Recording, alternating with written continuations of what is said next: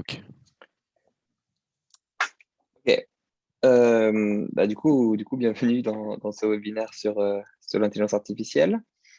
Alors, le plus simple, c'est peut-être si tu as déjà fait en plus de la programmation, ça va être plutôt intuitif, je pense. Mais bon, moi, j'aime bien donner quelques définitions pour commencer, parce qu'il y a beaucoup de buzzwords, de mots qui sont balancés à gauche, à droite, qui veulent tout et rien dire en fonction du contexte. Et du coup, c'est pas mal de donner des définitions. Alors, on va commencer par le gros mot qui est dans le titre, intelligence artificielle. Euh, il y a plusieurs définitions en fonction de qui tu demandes.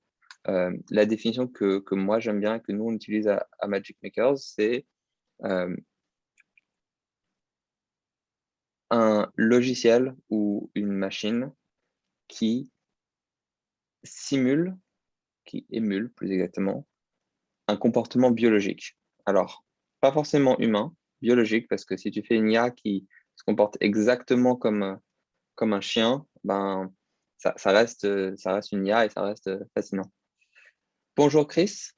Euh, on vient de se lancer. Est-ce que vous m'entendez bien? Je vous laisse dire dans le chat ce que vous savez de l'IA, comme ça peut aussi diriger la conversation. Du coup, voilà, IA, c'est un logiciel ou une machine qui émule, qui fait semblant d'être un comportement biologique, ou qui se comporte comme quelque chose de biologique. Alors, ça, c'est une définition hyper large. Ça permet de couvrir, en fait, ça permet de dire qu'une IA dans un jeu vidéo, d'un ennemi qui te repère et puis qui interagit avec toi, ben, c'est autant une IA qu'un algorithme de machine learning. C'est juste qu'ils ne vont pas faire la même chose. Ils ne vont pas émuler le même comportement et pas de la même manière. Donc là, c'est la définition du mot un peu chapeau, intelligence artificielle. Alors, j'en ai dit un deuxième là dans la foulée, c'est machine learning. Machine learning, c'est donc ça va être des algorithmes de machine learning qui, euh, à qui on ne dit pas comment ils doivent se comporter, mais qui vont apprendre à se comporter en fonction des données qu'on leur donne. Un exemple un peu plus bateau, dans programmation classique, donc Chris a fait du C, tu vas donner les instructions à la machine, souvent par étapes qui se suivent. Donc tu vas dire fais ci, puis fais ça, puis fais ça. Et dans ce contexte-là, toi, le programmeur, tu es l'expert, tu sais comment l'algorithme doit se comporter et tu lui dis. Donc ça va être, si tu contrôles une voiture avec un algorithme, ça va être avance sur 100 mètres, puis tourne à droite, puis avance sur 100 mètres, puis tourne à gauche, puis avance sur 200 mètres, puis fait demi-tour. OK? Ça, c'est moi, humain, je dis à la voiture comment se comporter. Un algorithme de machine learning, on change le paradigme, on change la manière de penser. C'est plus moi, humain, qui dit à la machine comment elle doit faire les choses. C'est la machine qui va l'apprendre en fonction des informations que je lui donne. Donc, typiquement, pour rester sur l'exemple de la voiture, une voiture autonome, on va lui donner plein d'images de la route et lui dire, si tu vois une image, enfin, et lui dire une image comme ça, s'il y avait une image comme ça, je tournerai à droite. Et avec des dizaines de milliers d'images, la machine va deviner un comportement qui fait que quand elle verra une image de la route, quand elle prendra une photo de la route qui n'est pas pareille qu'aucune des autres images qu'elle a, elle va quand même pouvoir deviner un comportement. Euh, et on fait ça non pas en lui détaillant quand tu vas sur l'image tel pixel à telle couleur ou tel pixel à telle couleur, alors comporte-toi comme ça c'est système expert,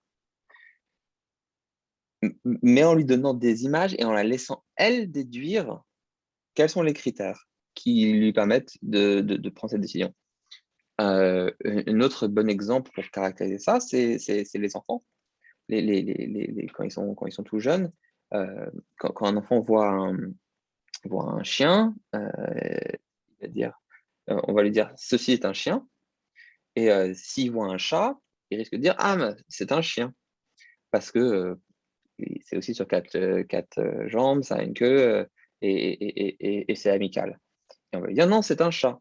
Et à force de lui donner des exemples, l'enfant va en déduire les caractéristiques qu'il doit prendre en compte pour faire la distinction entre les chiens et les chats.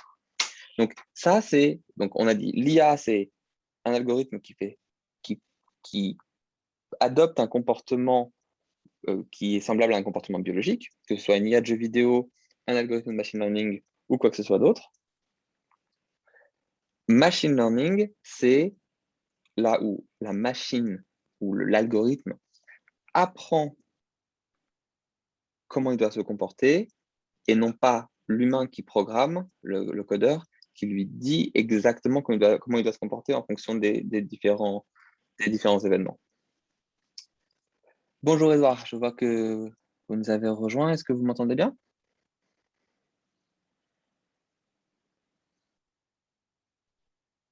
Pas de souci pour le retard.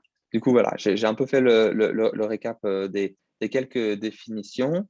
Euh, euh, Connect Team tu as aussi parlé de deep learning. Alors, ça, c'est du machine learning. Donc, le machine learning, je le redis une 50e fois, c'est la machine ou l'algorithme qui apprend comment elle doit se comporter, non pas le codeur qui lui dicte comment le faire.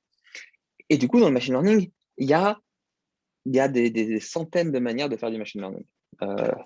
Il y a des manières, il y a des manières statistiques, il y a des manières, il y a des réseaux de neurones. C'est ce qu'on enseigne nous à Magic Makers. On pourra en parler, on en reparlera un petit peu après. Et il y a même des boîtes de tic-tac. Il y a des il y a des il y a du coup, des data scientists qui ont créé une machine qui va jouer au morpion avec toi. Et ils le font avec des boîtes de tic-tac dans lesquelles il y a des petits jetons qu'on tire au hasard. Et à force, en fonction de si la machine a gagné ou perdu, ça va renforcer certains chemins parce que le aléatoire n'est pas équilibré quand on le change. On va renforcer certains chemins. Et donc, tu as des boîtes de tic-tac qui jouent au morpion avec toi. Et du coup, ça, c'est du machine learning. Même s'il n'y a pas d'algorithme, il n'y a pas de programmation, il n'y a pas de réseau de neurones derrière. Donc, le machine learning, c'est vaste. Tu as parlé de deep learning, Connect Team. Le deep learning, c'est quand on fait des réseaux de neurones et que on met des réseaux de neurones un peu complexes avec de la profondeur dans les couches de neurones. Alors, ça, c'est de la théorie du réseau de neurones. Ça, on ne va pas rentrer dedans aujourd'hui parce que ça prendrait trop de temps et parce que ce n'est pas super pertinent pour ce que j'ai envie de vous montrer. Euh, mais si tu veux te renseigner, il y a plein de choses sur Internet. Et sinon, nous, en stage de programmation d'intelligence artificielle à partir de la quatrième, donc on a un stage quatrième, troisième et on a un stage de lycée, on code des réseaux de neurones en Python et on les entraîne. Alors aujourd'hui, vous allez entraîner des réseaux de neurones aussi. On va bientôt y passer, c'est la partie pratique. Sauf que vous n'allez pas le faire avec du code et vous n'allez pas programmer le réseau de neurones, vous allez l'entraîner. Alors, pourquoi l'entraîner? On arrive à la deuxième partie. Donc, il y a les différents algorithmes qui vont apprendre par eux-mêmes des informations qu'on leur donne. Et ensuite, il y a les informations qu'on leur donne. Et ça, c'est limite plus important encore que l'algorithme. Parce qu'un algorithme super top puissant avec des données qui sont mauvaises, ben, ça va donner des résultats super top pourris.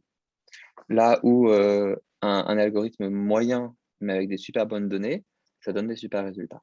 Alors, comment est-ce que je vous montre ça? L'idée, c'est qu'aujourd'hui, j'ai envie de vous faire, du coup, entraîner votre premier réseau de neurones. Et pour ça, on va utiliser un outil qui s'appelle Teachable Machine, qui a été créé par Google et qui est pratique pour faire de la reconnaissance d'images. Donc, c'est un type de machine learning qui utilise des réseaux de neurones, on dit même des réseaux de neurones par convolution, et on va lui donner des images qui représentent une certaine catégorie de choses, et l'algorithme va apprendre à faire la différence. Ça a l'air mignon comme ça. Si on lui donne des images de chiens et de chats, ça sait faire la différence, comme l'enfant qu'on a pris dans l'exemple tout à l'heure. Mais ça peut devenir très puissant si on lui donne des radios de poumons qui ont la pneumonie, des radios de poumon qui n'ont pas la pneumonie, c'est capable de déduire sur une nouvelle radio de poumon qu'on lui donnerait si oui ou non il y a la pneumonie chez ce patient. Et ça, sans qu'on lui ait jamais dit ce qu'il fallait chercher sur la radio, sans que l'algorithme ne soit médecin, sans que le codeur ne soit médecin. Ça, c'est une des grandes puissances de l'intelligence artificielle, c'est que ça démocratise les possibilités. C'est-à-dire qu'un data scientist qui travaillerait avec un médecin pourrait avoir des images bien classifiées et créer un algorithme qui fait de la reconnaissance. Et dans le sens, le médecin qui travaillerait avec le data scientist pourrait avoir un algorithme qui lui prémâche le travail et qui lui donne une préindication qui fait que ça augmente ses capacités. Un super exemple que j'ai croisé des personnes qui étaient dans l'initiative Data Science for Good, c'était il y a une opération particulière du cœur où, en fin d'opération, le médecin doit faire un choix qui est difficile à faire parce que ça demande de prendre en compte beaucoup de données différentes et il y a souvent des erreurs. Et en fait, avec un algorithme de machine learning, on peut réduire la complexité des informations à quelques indicateurs qui font que le médecin pourra prendre des meilleures décisions dans le moment en fin d'opération, en sortant de la longue opération un peu fastidieuse et fatigante. Et du coup, là, ce n'est pas l'IA qui remplace le médecin, c'est l'IA qui augmente la puissance de l'humain. Et c'est ce vers quoi tendent les travaux en IA, quoi, à donner des super pouvoirs aux humains, pas à les remplacer. Du coup, je peux vous commencer à vous montrer ce que j'ai envie de vous faire utiliser aujourd'hui. Donc, si vous avez tous une connexion Internet, et vu que vous êtes là, vous avez tous une connexion Internet, on va pouvoir se lancer. Alors, je vais vous partager mon écran. Ça, c'est nos super slides qu'on regardera tout à l'heure. Et j'ai envie de vous envoyer sur le site qui s'appelle Teachable Machine. Alors, il suffit de taper Teachable Machine dans votre recherche et vous tombez sur ce site-là, teachablemachine.withgoogle.com. Et il suffit de cliquer sur Commencer pour pouvoir entraîner notre première intelligence artificielle. Alors, il y a plusieurs types de projets qu'on peut faire. On peut faire des projets autour de l'audio, un peu plus complexe, on ne va pas faire ça maintenant. Certains qui prennent en compte notre posture devant la caméra, mais je suis trop un flemmard pour bouger. Du coup, je vais vous proposer des projets autour de l'image. Alors, je vais prendre le modèle standard et on tombe sur cette interface-là. Ça regroupe tout ce qu'il faut comprendre sur l'IA. Il y a des catégories. Donc là, il y a marqué classe 1, classe 2, on va vite changer ça. Ça, c'est des images qu'on va mettre, c'est là-dedans qu'on va mettre nos images pour décrire certains types de choses à reconnaître. Vous allez voir, l'exemple va être assez parlant. Ensuite, on a un bouton pour l'entraîner. On peut changer les paramètres d'entraînement, mais ça, pas tout de suite. C'est plutôt quelque chose c'est marqué avancé pour une bonne raison. C'est une fois qu'on a bien compris comment ça marche et surtout le travail sur les données étant quasiment plus important que les travail sur comment on l'entraîne, on va se concentrer sur ça. Et à la fin, on va voir un exemple d'utilisation. Alors, je vais vous faire un exemple, mon exemple préféré. Sourire et tristesse. Et je vais prendre des images de moi, parce qu'on a un petit bouton webcam. Et normalement, il peut prendre un webcam en même temps que Zoom, ouais. Donc là, vous me voyez sur l'outil. Et quand je clique sur maintenir pour enregistrer, ben, ça va prendre des photos de moi. Donc là, je suis sur sourire.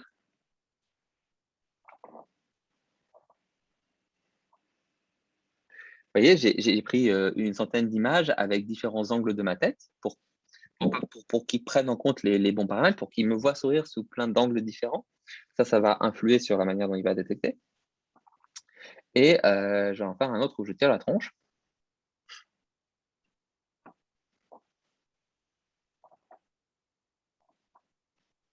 Okay. Et j'ai à peu près le même nombre d'échantillons. Une centaine, c'est pas mal du tout. Maintenant que j'ai ces deux catégories-là, je peux cliquer sur « Entraîner le modèle ».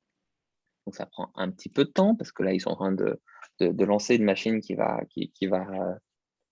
apprendre des images que je lui ai données. Et vous voyez, là, il y a marqué 0 sur 50, c'est le nombre de fois que l'algorithme va regarder toutes les images que je lui ai données. Donc là, ça fait 13 fois qu'il a vu mes 210 images. Donc il regarde les sourires, il regarde les tristesses, et à chaque fois, il essaye de deviner. Il dit, je pense que c'est sourire. Et là, on va lui dire, ah non, c'est tristesse. Et il va apprendre de ça, comme quand on disait chat ou chien. Du coup, là, j'ai sourire, là, j'ai tristesse, et ça marche bien pour détecter. Alors, on peut voir que quand je suis en face, quand je suis de figure en repos, je suis plutôt sourire. Alors, je suis plutôt sourire parce que je ne suis pas en train de froncer. Si je fronce un petit peu, il voit l'autre. Donc, ça, c'est mon premier réseau de neurones entraîné. Euh, Ce que je peux vous proposer de faire là, c'est de commencer à entraîner le vôtre. Euh, alors, sourire tristesse, c'est un que j'aime bien. Si vous êtes plusieurs derrière la caméra, vous pouvez faire reconnaissance d'une personne puis de l'autre. Donc, il faut juste prendre des images de chacun. Si vous avez un masque sous la main, et comme on est en contexte Covid, c'est vraisemblable, vous pouvez essayer avec le masque, sans le masque, comme type d'image, et lancer l'entraînement et voir ce qui se passe. Euh, Est-ce que vous arrivez à accéder au site Est-ce qu'on peut vous donner le lien sinon plus simple? Ok, je vous remets le lien dans le chat au cas où vous ne l'avez pas. Essayez de faire un premier modèle entraîné sur un peu ce que vous voulez, et après on se lancera sur l'étape 2.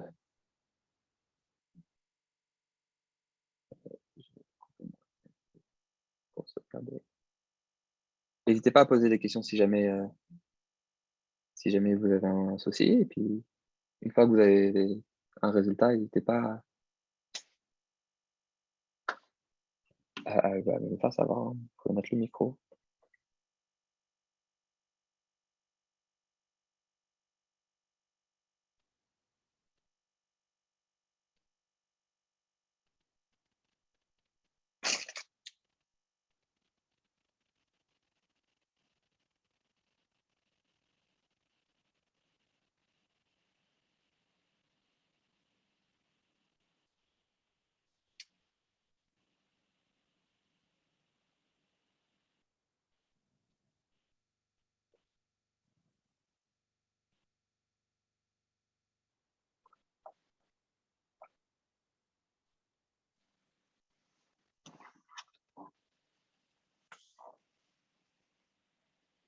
Est-ce que vous commencez à avoir des résultats sur ce que vous avez essayé?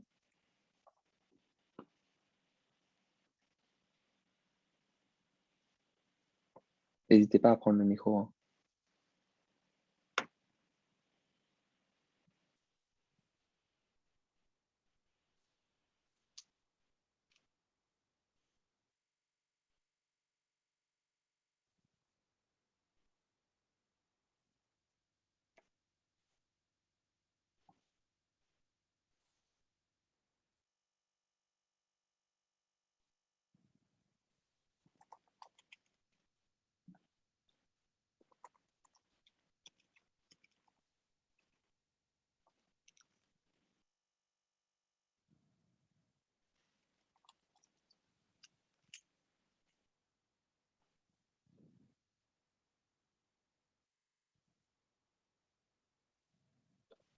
Du coup, Edouard, vous avez testé sur énervé et étonné, et du coup, ça marche bien?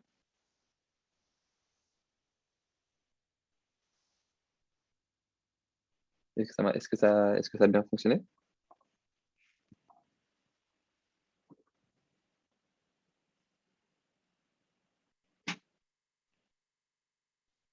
C'est en entraînement. Ok.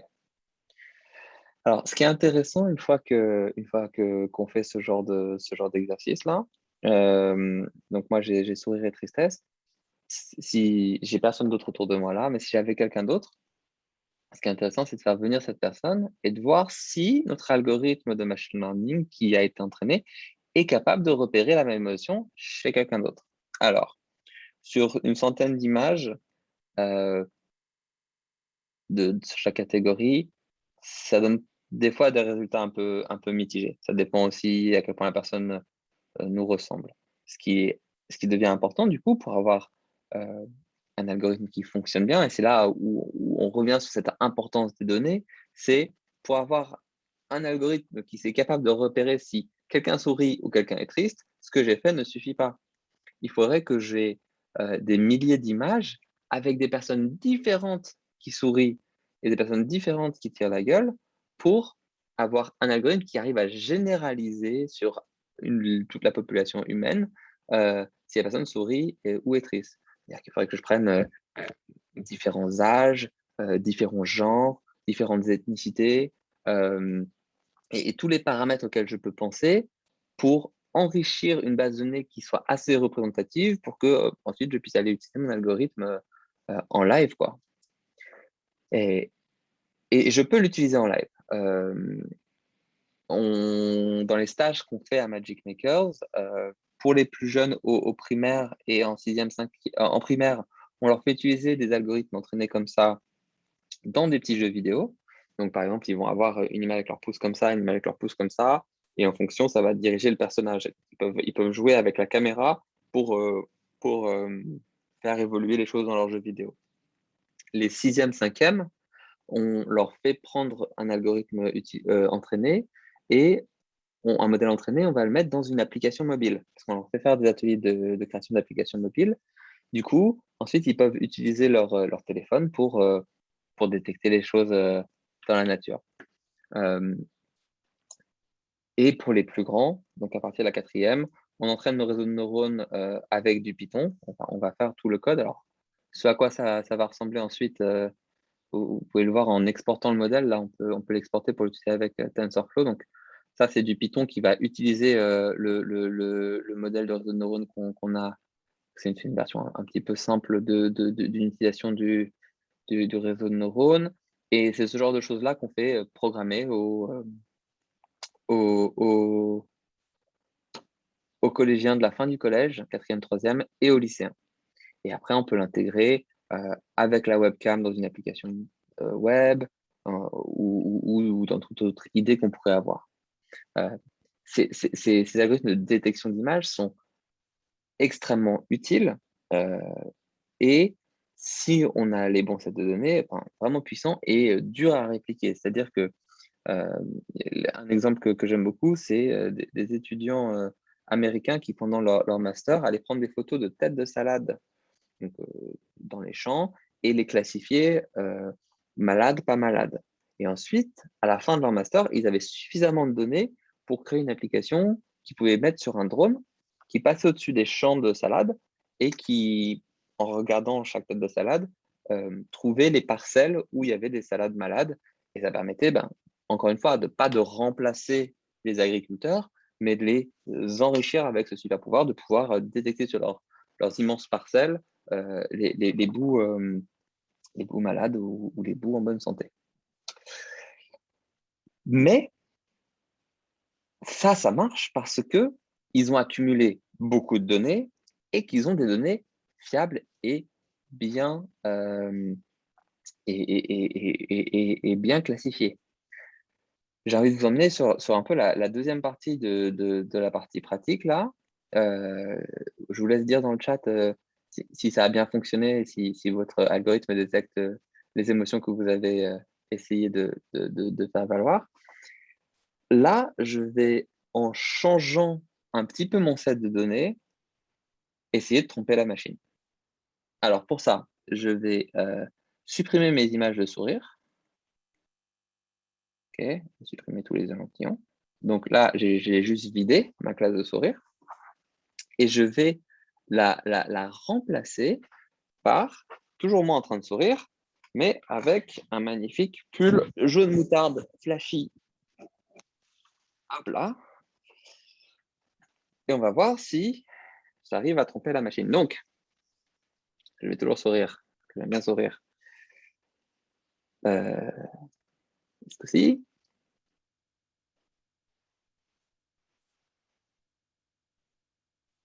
OK, je vais relancer l'entraînement. Et la question, c'est est-ce que mon algorithme il va être assez bon, et c'est possible, pour détecter si je souris, si je suis triste avec mon pull jaune et si je souris sans mon pull jaune. Donc là, j'ai apporté une toute petite variation. Je n'ai pas changé de personne. Je n'ai pas pris quelqu'un qui était d'un genre différent ou quoi que ce soit, ou d'un âge différent. Donc là, c'est sourire. Quand je suis triste, il dit toujours sourire. Alors que dès que j'enlève mon pull, je vais essayer de faire ça. Hop là. J'ai beau sourire, il me dit triste. Et donc là, vous voyez, on a un algorithme qui était super bon juste avant, avec deux catégories qui arrivaient à distinguer sans que je bouge, juste avec des différences de mon expression faciale, si j'étais en train de sourire ou si j'étais en train d'être triste. Et là maintenant, en changeant un petit facteur, je suis toujours en train de sourire, hein, mais mes sourires ici, ils sont puissants. J'étais en train de parler, ça n'est peut-être pas aussi puissant que ça aurait pu être, mais on a quand même une belle courbe au niveau de la bouche et des yeux étincelants et pétillants de joie. Euh, mais en changeant un petit paramètre, la couleur de mon haut, et ben, la machine ne marche plus. Alors vous allez me dire, ok, c'est juste un algorithme qui repère si tu souris pas, c'est pas très important. C'est vrai, ça je vous le concède. Là où ça devient plus important, c'est si on demande à une machine de faire des diagnostics médicaux et qu'on lui donne des mauvaises données, eh ben, elle va moins bien marcher. Donc, pour l'instant, ça ne suffit pas d'avoir une machine qui marche bien. Ça ne suffit pas d'avoir de la technologie qui fonctionne. Il faut coupler ça avec des données, des bonnes données, des gens qui savent ce qu'ils font et qui savent produire des sets de données qui fonctionnent bien. Un autre endroit où ça peut être un petit peu plus pernicieux, c'est quand ça va intégrer des biais sociétaux. Un exemple, ça pourrait être si on prend dans une entreprise un peu traditionnelle, un peu classique, euh, l'ensemble des CV des personnes qui ont été acceptées, l'ensemble des CV des personnes qui ont été rejetées pour essayer de faire une IA qui va faire du tri dans les CV sans que le service RH euh, pour qu'ils aillent plus vite. Euh, ben, on sait que statistiquement, les personnes qui ont un prénom ou un nom de famille qui ne sonne pas franco-français sont moins embauchées. Du coup, on peut enseigner à une IA à reproduire ces biais sociétaux. Euh, si, si- et, pareil pour les biais de genre, et pareil pour un peu tout ce à quoi vous pouvez penser. Ça, pourquoi je vous dis ça? Je vous dis pas ça pour vous faire peur, loin de là, et je vous dis pas ça pour dire l'IA c'est mal, loin de là. L'IA, ça va nous permettre plein de belles choses, ça donne des super pouvoirs aux humains, ça permet de faire des choses qu'on n'est pas forcément capable de faire aussi rapidement. Par contre, l'IA, c'est pas que de la tech, c'est pas que de la machine, c'est pas que du code. C'est pas on a une bonne IA qui est bien codée ou on a une mauvaise IA qui est mal codée. C'est aussi beaucoup d'humains. Le cœur de la chose, c'est les données. Et comment on construit notre set de données va, euh, va radicalement changer la manière dont les IA se comportent. Et là, je vous l'ai fait avec mon magnifique pull jaune. Euh, mais, mais, mais si vous avez quelqu'un à côté de vous, c'est encore plus parlant, hein. En fait, une personne qui sourit, une personne qui est triste, la machine, elle va pas apprendre à distinguer sourire ou tristesse, elle va apprendre à vous distinguer les uns des autres. Ok. Euh, alors, ce qui est fascinant, c'est que ça démocratise vraiment les possibilités. Aujourd'hui, nous, on a dans nos stages des collégiens et des lycéens qui sont capables de faire des machines qui font des tâches auxquelles qu'on n'aurait même pas pensé être faisables par des ingénieurs il y a 20 ans de cela. Typiquement, donc là, je vais vous repartager mon écran. Je vais vous montrer un autre site qui est très utile, qui s'appelle Kaggle. qui est c'est un peu le lieu de rencontre des data scientists sur Internet, où il y a des compétitions de machine learning, il y a des IA déjà codées qu'on peut aller regarder, et il y a surtout des sets de données.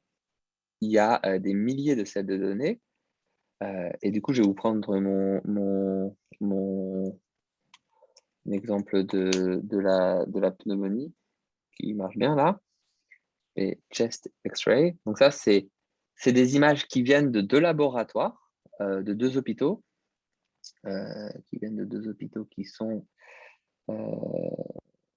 ici, donc du Guangzhou Women and Children Medical Center et d'un autre endroit aux US, je crois.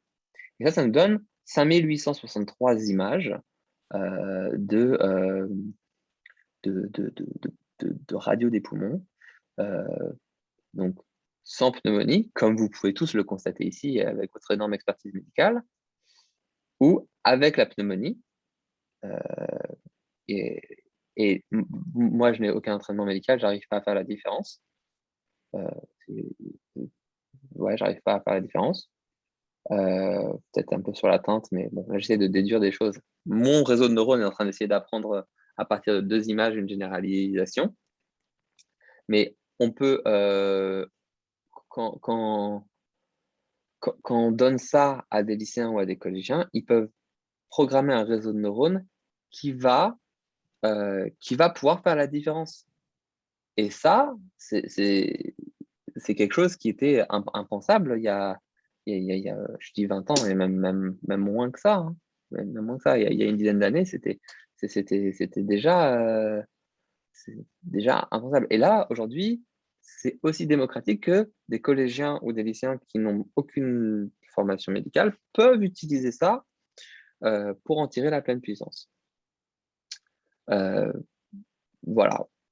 Du coup, moi, je vous invite à aller regarder ce site où vous pouvez trouver, je l'ai mis sur les extraits, donc vous pouvez trouver plein de sets de données que vous pouvez uploader ensuite dans Teachable Machine. Hein. Là, on peut importer des sets de données depuis le Drive ou depuis son ordinateur et voir ce que vous pouvez entraîner, voir l'ensemble des possibilités. Après, il y a un moment où les données, ça suffit plus. Et quand on a un super bon set de données, après, il faut savoir l'utiliser et savoir l'enrichir et vraiment en faire quelque chose, quoi. Un exemple que j'aime bien pour ça, c'est ce set de données-là de langage des signes, de langue des signes. Et il y en a un deuxième qui est pas mal, c'est celui-ci, de mains qui sont en train de signer dans différents contextes, à différentes distances. Et ben ça, on peut prendre les 800 images, les 900 images de celui-là ou les 8000 images de celui-là, les 87 000 images de celui-là, et en faire un algorithme qui est capable de se transformer quelqu'un qui est en train de signer devant la caméra en texte. Mais il faut arriver à l'utiliser, ça. C'est pas évident. Il faut voir comment on enrichit les images, à quelle taille on les donne à la machine. Là, sur Teachable Machine, de base, il les prend en 224 par 224, les tailles d'images. Il les change à cette taille-là. Mais il y a des contextes où c'est pas pertinent de descendre aussi bas. Il y a des contextes où aussi on peut descendre plus bas, donc la machine apprendra un peu mieux. Toutes ces questions-là, c'est des questions qu'on aborde, nous, en stage d'intelligence artificielle à Magic Makers, pour essayer de comprendre comment on évite les biais de données qui sont sociétaux ou que nous, on introduit en tant qu'humain en mettant une image qui n'est pas bien visible, qui est floue. Comment construire des salles de données. Donc, si on prenait, si on a on a des lycéens qui sont venus à partir d'images prises sur Google à faire des IA qui reconnaissaient un poney d'un cheval, pour prendre un exemple très très bête, pas très bête mais très très fun. Et ben des fois dedans il y avait des peluches de chevaux. Bien, ça, on ne veut pas cette image-là parce que ça va induire en erreur l'IA. Dans les autres exemples, on peut utiliser les bases de données de visage. Donc, il y a des bases de données de visage. Les bases de données de visage qui sont où? Voilà, les bases de données de visage. Et il y en a une qui est très connue, qui en a genre 2 millions d'images, avec de visages, avec l'âge, le genre et une classification d'ethnicité qui est entrée dedans. Et on peut faire une IA qui va dire quel âge on a. Donc ça, c'est une utilisation basique de ces données. Moi, j'ai des lycéennes qui sont passées par mes ateliers qui ont classifié les personnes en fonction de si elles les considéraient jolies ou moins jolies. Et en fait, l'IA ne va pas apprendre un standard absolu de beauté, elle va apprendre le standard de la personne qui le fait. Donc, il y a un biais de données, mais des fois, le biais de données, il peut être intentionnel. Si je veux une IA qui parcourt les sites de rencontres et qui me trouve des personnes que je trouve jolies, ben, ça ne va pas être la même IA entraînée pour moi que pour quelqu'un d'autre. Du coup, j'ai envie de construire un set de données particulier. Donc, voilà, on se pose toutes ces questions-là. Comment on fait pour tromper la machine? Comment est-ce qu'on fait pour construire des sets de données qui sont pertinents? Ça va jusqu'à comment on construit un set de données qui permet à une petite voiture de faire des tours de circuit de manière autonome. Et comment on augmente ces données-là? Quelles images on prend? Comment on les classifie? Est-ce qu'on prend des images, on dit là je tournerai à gauche, là je tournerai à droite, là j'irai tout droit? Est-ce qu'on prend un truc où on dit je tourne à gauche, je tourne un peu à gauche, je vais tout droit, je tourne un peu à droite, je vais complètement à droite. Donc, là, on a 5 classifications. Ce qui est plus dur à entraîner parce qu'il y a plus de cas à essayer de repérer, mais qui peut donner une meilleure précision. Voilà. Comment on approche le problème, comment on construit des sets de données et comment on code des réseaux de neurones, c'est ce que nous, on apporte en stage. Mais en attendant, si ça vous intéresse, vous pouvez trouver sur Kaggle donc, des sets de données, vous pouvez trouver des codes faits par des personnes qui se sont inscrites et qui, avec différentes approches, utilisent cette donnée dans des algorithmes de machine learning. Donc, il y a vraiment plusieurs types de projets qui sont faits. Hein. Ce n'est pas aussi simple que juste, il y a ce set de données-là, donc on apprend à reconnaître les signes.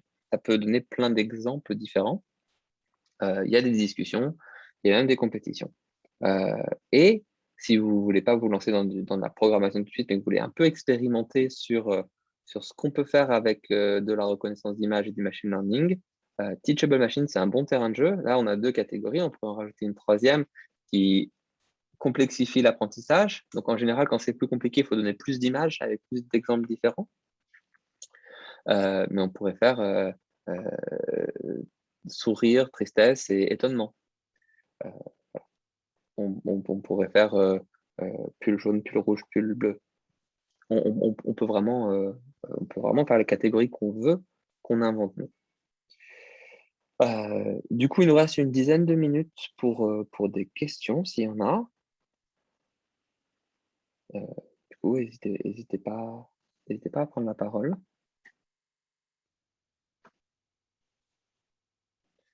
En attendant, je vous repartage les superbes slides de présentation avec les dates des prochains webinaires qui auront lieu fin août et à la rentrée en septembre. Je mets nos contacts. Est-ce que vous avez des questions?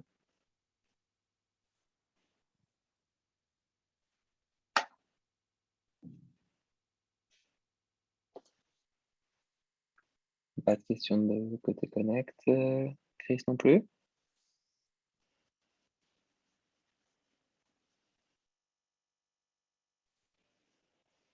Bon, bah, si vous n'avez pas de questions, bah, je vais vous souhaiter une bonne fin de journée du coup. Et puis vous inviter à aller explorer un peu plus le monde de l'IA. C'est fascinant et c'est apprenant. Bonne fin de journée.